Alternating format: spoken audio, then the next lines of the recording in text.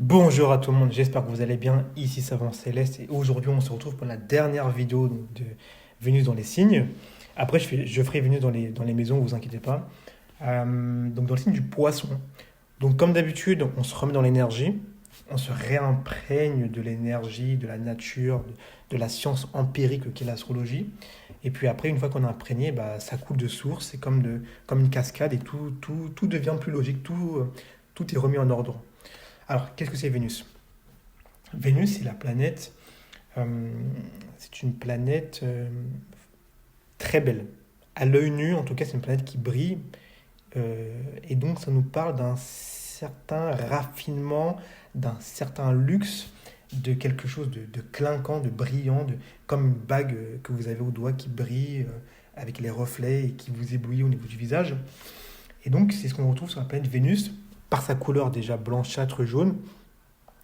Nous, on sait que c'est la planète la plus belle de notre système. Il n'y a aucune planète qui a cette beauté-là, qui a cette élégance. On est tout de suite attiré, on a envie de regarder, tellement c'est beau. Et en termes de mouvement, elle fait un mouvement, toujours comme je le dis tout souvent, mais elle a un mouvement un peu en forme de pétale de rose. Et ça nous parle d'harmonie par son domicile, la balance, donc d'harmonie des formes, d'équilibre, euh, de relation également, parce que la fleur a pour vocation à attirer à elle les insectes qui vont bituner, bon, vous avez compris, mais qui vont attirer les insectes qui vont justement euh, euh, qui vont attirer les insectes et donc du coup euh, qui va faire que ça va créer, par conséquent, pardon, je ne sais pas pourquoi j'ai bugué, qui va créer la relation, ok, qui va porter, qui va attirer le complémentaire, et c'est ce qu'on trouve dans le signe de la balance. Euh, c'est également, Vénus, c'est le pôle féminin par excellence, si vous voulez, moi j'aime bien le dire, hein, Vénus c'est l'hyperféminité et Mars c'est l'hypermasculinité. Euh, Mars, c'est le côté où c'est l'homme viril dans sa période de jeunesse, hein, donc dans la vingtaine jusqu'à la trentaine, c'est là où il a le plus d'énergie, c'est l'homme masculin, viril. Contrairement au Soleil qui est plus le père, l'autorité un peu parentale, euh, qu'on va admirer, bah, pour le coup, Vénus, c'est plus l'hyperféminité, donc c'est la femme dans son meilleur temps, dans sa jeunesse, avec forcément une beauté, une douceur, également une odeur attirante, une belle chevelure qui fait on a tout de suite envie d'aller et de créer la relation avec cette personne parce qu'on est attiré comme un aimant, comme par la fleur comme une plante qu'on a vue, comme une fleur que vous voyez dehors, on est attiré. Et Vénus attire. Elle ne va pas, elle attire à elle les choses. Donc là, on est remis dans l'énergie de Vénus, pardon. Dans les poissons, c'est différent. Enfin, un peu différent, non, parce elle est en exaltation. Mais d'ailleurs, je vous parlerai de l'exaltation. Dans les poissons, c'est un signe d'eau. Donc c'est un signe plutôt sensible, plutôt qui fait preuve de ressenti, qui se fie surtout à son ressenti, avant toute chose, qui est bercé un peu par cette eau intérieure, comme l'eau des océans, et qui en fait un signe euh, assez, assez intuitif, on va le dire comme ça. C'est un signe qui est gouverné par Neptune, une nouvelle planète, avant Jupiter, maintenant Neptune, et donc c'est une planète d'inspiration. Ça signifie quoi? Ça signifie que l'inspiration dans ce signe d'eau du poisson va donner des individus, va donner quelque chose comme euh, une, comment dire, une espèce c'est plus que de l'amour, c'est quelque chose de profondément poétique, euh, de profondément, il y a une espèce il y a quelque chose de, il y a une inspiration en fait, il y a quelque chose de très profond, de très émotif. En fait, que Neptune nous parle également de charité, euh, dans de l'eau, c'est de l'humanité. C'est quelqu'un qui est humanitaire, quelqu'un qui se soucie du bien collectif, mais vraiment sans arrière-pensée, sans intérêt. C'est vraiment, il y a un désintérêt. Le désintérêt qu'on avait déjà dans le verso, ici, il est accentué parce que c'est de l'eau, donc c'est l'émotion qui prend le dessus, il n'y a plus de rationalité. Et donc, ce sont des individus qui sont extrêmement empathiques envers le monde extérieur. Et c'est pour ça qu'ils sont souvent, bien souvent influencés par l'extériorité du monde euh, et qui peuvent se perdre un peu dans cette extériorité comme on se perd dans un océan, on est un peu emporté par les vagues, on est emporté, on est dérivé euh, euh, par les cours, par les vagues, par la pluie, par les orages qui tombent dans l'océan, parce que le poisson n'a pas cette capacité d'ancrage, et donc souvent il divague en fait, il se laisse emporter par le courant. Ok. Donc là, bon, je vais pas continuer sur parce que là on s'est déjà bien imprégné. Mais je vais revenir sur l'exaltation. En fait, l'exaltation, c'est bien parce que l'énergie. Enfin, ça signifie que Vénus, par exemple, quand elle rentre dans le poisson, elle est bien parce qu'elle s'y retrouve énergétiquement parlant. Elle retrouve son côté empathique, émotionnel, sensible, compassionnel. Donc, elle s'y retrouve. Mais si vous voulez, le problème de l'exaltation, c'est que la planète a tendance à abuser du signe. C'est-à-dire que Vénus, quand elle rentre dans le poisson, il y a tellement d'émotivité, on le ressent dans le poisson, il y a une empathie qui ne connaît pas de limite, il y a tellement de compassion, parce que la compassion avec de l'eau, la compassion euh, et l'intuition de Neptune dans de l'eau va faire que ce sont des personnes qui ressentent la souffrance de l'autre. Ils ressentent comme si c'était eux-mêmes qui avaient cette souffrance-là. Ils ont une capacité, et ça c'est quelque chose de très fort, médiumique, donc de médium, à ressentir, à, à se mettre à la place, à véritablement faire comme si c'était eux-mêmes qui étaient vous. Je ne sais pas si c'est clair, mais en tout cas vous m'avez compris, je pense. Et donc, pardon, le problème c'est que qu'il y a tellement de, comme on le ressent, c'est l'océan, il y a tellement de, de, de, de sentimentalité que bien souvent Vénus va puiser, parce que généralement, moi ce que j'ai remarqué, c'est que l'exaltation, la planète va puiser, va drainer l'énergie du signe. Elle va vraiment drainer. Par exemple, typiquement, Vénus en poisson, c'est un excès de compassion. Il y a trop de... Vénus a trop de... Il y a trop d'eau, il y a trop d'océan, il y a trop de compassion. Donc elle va puiser, puiser, puiser, puiser, puiser, puiser. Et en fait, elle abuse en fait du signe. Ce qui fait que bien souvent, Vénus en poisson a des complications pour trouver une relation parce qu'elle est tellement idéalisée, elle est tellement rêvée parce elle est dans... Vénus puise dans l'inspiration du poisson que bien souvent, la personne ne la trouve pas dans la réalité. Autre exemple, après je fais le plan parce que sinon, on va jamais y arriver. Typiquement, Mars en Capricorne est exalté. Donc ça veut dire que Mars va puiser dans le signe du Capricorne, il va puiser, puiser, puiser, et il peut puiser ici à l'infini. Pourquoi? Parce que le signe du Capricorne est un signe de temps, de durée, c'est un signe de long terme, je suis rapidement, et donc en réalité, qu'est-ce qui empêche Mars de continuer à être performant, à travailler, à faire un travail solitaire, à atteindre le sommet par son action de manière seule? Rien. Donc il va puiser, c'est l'exaltation, il est exalté, donc il va puiser à fond sans jamais s'arrêter. Et bien souvent dans l'exaltation, il faut faire attention parce qu'il y a un excès de confiance. Ok. Alors, on commence parce que sinon on va jamais commencer. Caractéristique principale de Vénus en poisson, amour inconditionnel, oui. Je l'ai dit, c'est des personnes qui sont humanitaires. Donc humanitaires, c'est-à-dire qu'ils aiment euh, non seulement sans limite, mais sans distinction. C'est-à-dire que sans limite, ils peuvent vous aimer quasiment plus que votre mère. Sans distinction, ça veut dire que vous soyez un animal ou un humain, ils vont vous aimer à la même hauteur. Parce que le poisson gouverne les grands animaux, donc toutes les espèces, et donc forcément il y a un amour à ce niveau-là enfin, juste des espèces en général, tout simplement. Donc ils aiment sans limite et ils ont une profonde empathie. Deuxièmement, il y a une sensibilité, un romantisme, donc ils ressentent les émotions intensément, évidemment, et ils idéalisent souvent les relations. Donc Souvent, ils vont projeter un peu des choses sur les relations et bien souvent, ils vont se faire un peu avoir parce qu'ils projettent des illusions. L'illusion de Neptune, il la projette dans les relations. Troisièmement, il y a une connexion spirituelle. Donc, ils vont chercher donc, des unions d'âme à d'âme, enfin d'âme à âme. En fait, ils vont chercher à fusionner avec l'autre. C'est vraiment au-delà du physique ou du matériel, ils recherchent une fusion spirituelle. Ok. Chapitre 2, donc dans notre personnalité. Donc, il y a un amour romantique et idéaliste. Oui, ils vont arriver dans une relation parfaite. En fait, oui, Vénus va trop idéaliser dans le poisson la relation. Elle va trop la rêver. Euh, et bien souvent, comme ils projettent des illusions, ils peuvent tomber rapidement amoureux en fait de leur partenaire. Parce qu'ils vont idéaliser et bien souvent, ils vont en fait se rendre compte que c'est pas du tout ça dans la réalité. Deuxièmement, il y a une grande sensibilité émotionnelle.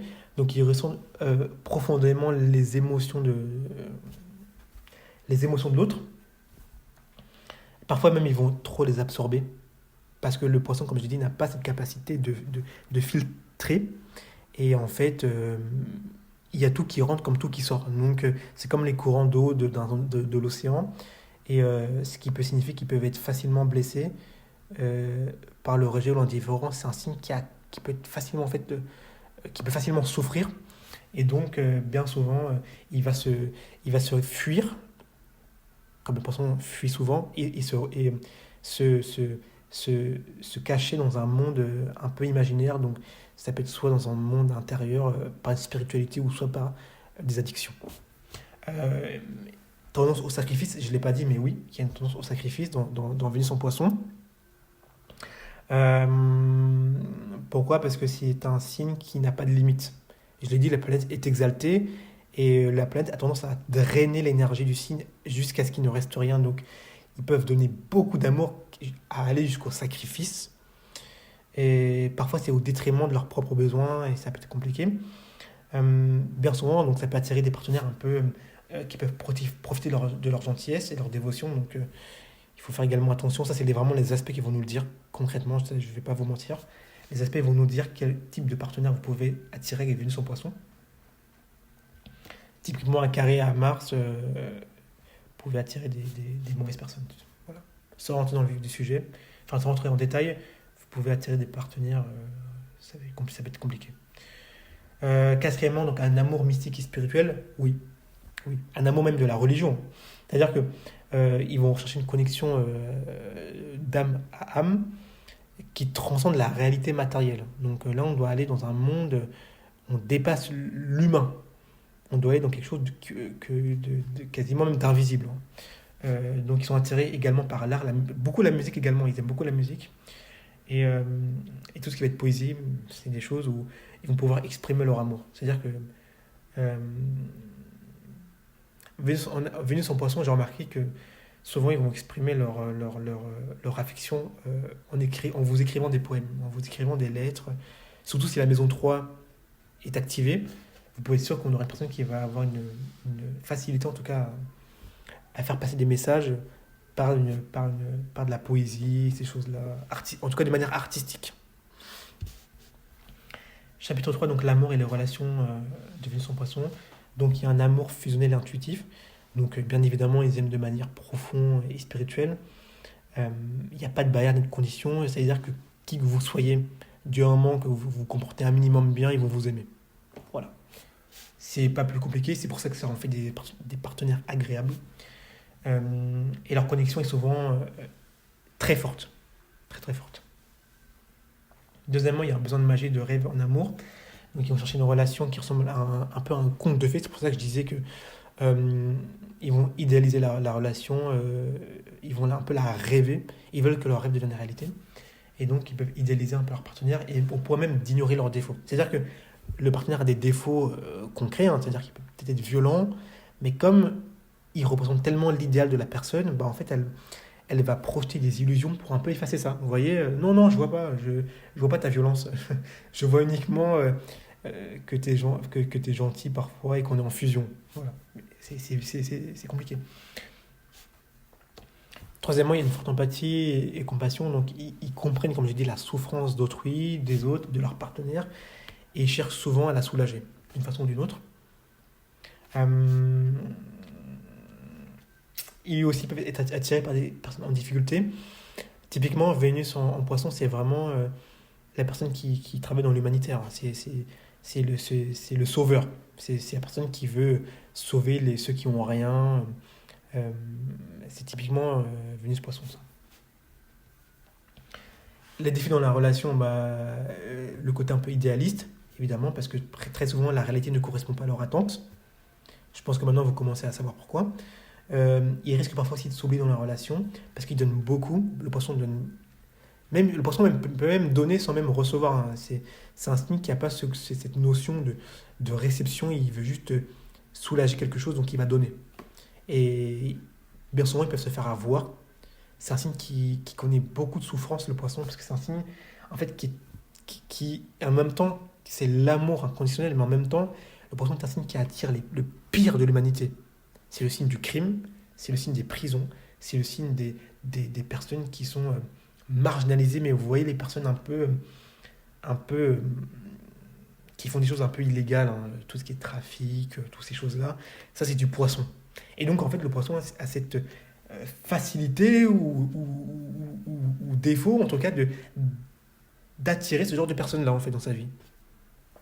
Donc dans le meilleur c'est les hôpitaux, donc ils se dévouent dans les hôpitaux, mais dans le pire c'est les prisons et c'est le trafic. Et parce qu'ils ont également du mal pour finir à se fixer des limites et peuvent être manipulés dans des relations qui peuvent être toxiques. Chapitre 4, donc les points forts. Point fort, amour profond et inconditionnel. Donc ils sont capables d'un amour pur, sincère et sans condition. Il n'y a pas de condition avec eux, il n'y a pas de matériel ou quoi que ce soit. Eux, leur amour, il est inconditionnel. J'ai envie de vous le dire, il est inconditionnel. Donc ils aiment avec l'âme, c'est véritablement l'âme qui aime chez eux. Et ils ont une tendresse qui est infinie. C'est l'océan, il n'y a pas de fond. On peut toujours creuser, il n'y aura jamais de fond. Donc c'est un amour qui est constamment en renouvellement, qui donne constamment, il y a de l'amour. Ça se renouvelle constamment. C'est pour ça qu'il est exalté et qu'en fait une très bonne position. Deuxièmement, il y a une grande sensibilité et empathie. Donc ils comprennent les émotions de leur partenaire sans même avoir besoin de parler. C'est des personnes qui ressentent les choses. Je vous l'ai dit, c'est un signe d'eau. Donc il n'y a pas besoin de parler, ils vont savoir et ils vont vous soulager cette douleur que vous avez en vous. Et plus, en tout cas ceux qui aiment avec une immense compassion, plus ils vous aiment, plus ils ressentent votre souffrance, plus ce sera facile pour eux en tout cas de se connecter avec vous et de fusionner. Et vous allez en fait rentrer un peu dans leur monde un peu imaginaire. Créativité et romantisme, donc oui, Vénus en poisson apporte toujours une source, enfin un peu de magie, de poésie dans la relation. C'est ça qu'on peut remarquer. Et donc ils expriment leur amour avec l'art, la musique, l'écriture, ça, vous le savez maintenant. Et dernièrement, il y a une connexion spirituelle et intuitive, donc ils recherchent une relation qui dépasse le plan matériel, évidemment. En fait, avec eux, vous pouvez ressentir un peu un lien un peu karmique ou d'âme sœur. C'est pour ça que c'est le signe, le poisson qui est le signe du karma, c'est le 12e signe. Donc bien souvent, si vous avez des placements en poisson, c'est qu'il y a quand même un peu une notion un peu karmique, un peu avec des vies antérieures. Et donc si vous avez Vénus en poisson, ça veut dire que quand vous vous connectez un peu avec l'autre, vous pouvez créer un lien un peu karmique, un lien qui va dépasser la réalité. Même dans la mort, même dans l'au-delà, vous serez toujours connecté. C'est ça que je veux dire, c'est ça qui rend la position vraiment belle. Mais dans les défauts, c'est quoi? Dans les défauts, on a une tendance un peu à idéaliser l'autre. Donc dans les défauts, on peut avoir quelqu'un qui voit son partenaire que sur les beaux côtés, que dans un filtre un peu rose. Et comme je dis, qui va un peu ignorer ses défauts. Donc bien évidemment, le risque, c'est d'être déçu parce que la réalité ne correspond pas aux attentes. Donc il faut faire également attention. Deuxièmement, il y a un manque de limites et un risque de dépendance. Et évidemment, il y a une tendance à trop donner, en tout cas, ou à s'oublier dans la relation. Je l'ai dit, la dévotion sans limite du poisson, elle est incommensurable. Donc ça peut attirer des partenaires qui abusent de la relation et de leur gentillesse.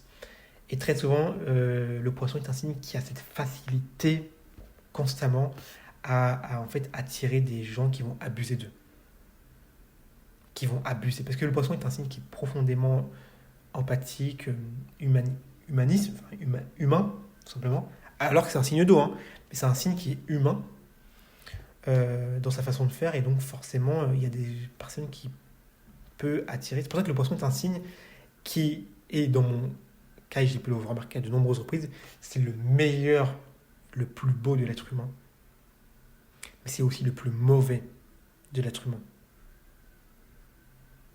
C'est Dieu, parce que c'est la spiritualité, mais c'est aussi le diable, parce que c'est le crime. Et un poisson qui est mal aspecté dans un signe d'eau, enfin avec la planète,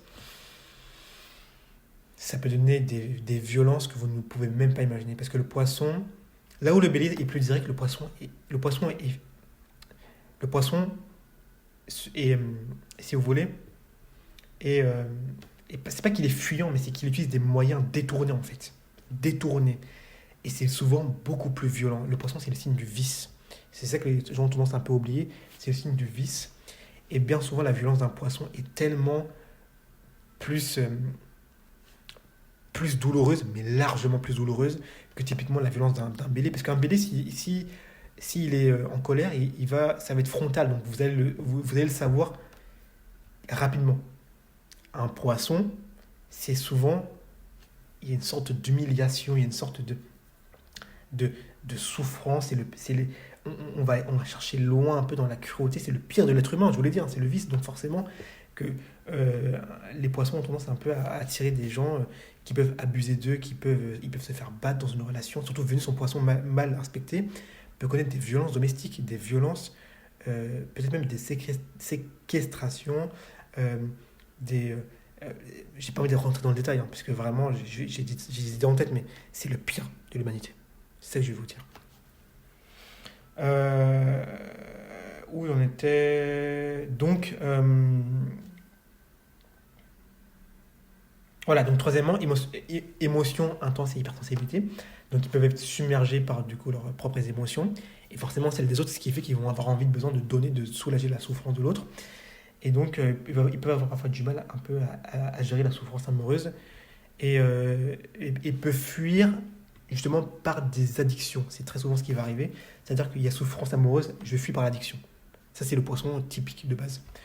Quatrièmement, il y a une difficulté à ancrer l'amour dans la réalité. Je l'ai dit, il n'y a pas d'ancrage dans le poisson. Il n'y a pas d'objectivité dans la relation. En fait, on rêvasse en poisson. Et donc,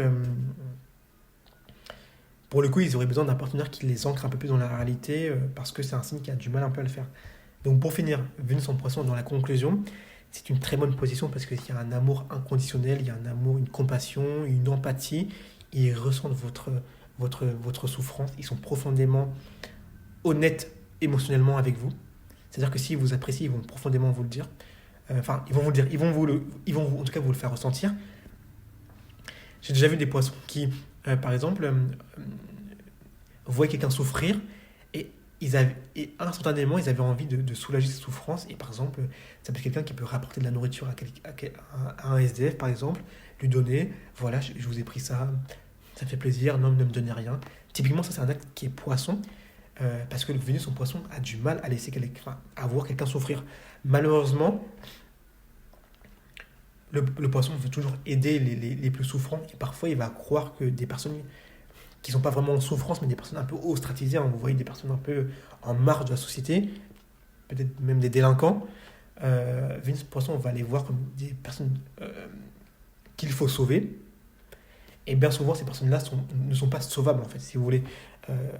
Et bien souvent, ces personnes-là même se retournent contre Vénus Poisson. Et Vénus Poisson connaît et va connaître ce que j'appelle le pire et le vice de l'humanité. Et très souvent, c'est des faits divers qu'on retrouve dans les infos. Voilà, en tout cas, je ne serai pas plus loin. Si vous voulez plus de questions, si vous avez des interrogations et des questions, posez-les-moi. Hein, c'est intéressant de savoir ce genre de choses. Hein. Vénus Poisson, et même le poisson en général, c'est un signe qui est intéressant. J'essaierai de vous aider au maximum. En tout cas, n'hésitez surtout pas à mettre un like et à vous abonner. Et on se retrouve avec d'autres vidéos.